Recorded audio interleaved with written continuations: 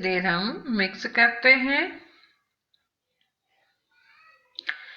ये बेसन है, बेसन को हमने पहले से भून के रखी थी ताकि इसका फ्लेवर अच्छा आए और टेस्ट भी बहुत अच्छा बने।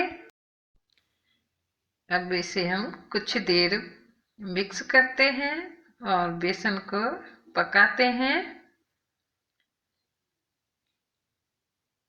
1 मिनट तक इसे हम पकाते हैं।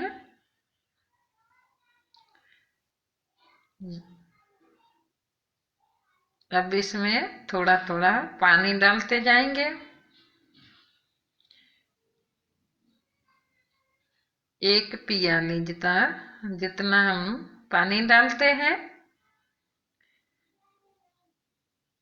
इसे पूरी तरीके से मिक्स करते हैं और बेसन को अच्छी तरह पकाते हैं। 1 चम्मच पिसा हुआ धनिया डालते हैं। अब टमाटर की भाजी सब्जी तैयार हो गई। चटनी देखो कितना बढ़िया कलर है। आप भी घर पे बना सकते हो बिल्कुल आसानी से। अगर मेरी वीडियो अच्छी लगे तो लाइक करना मत भूलिए और चैनल को सब्सक्राइब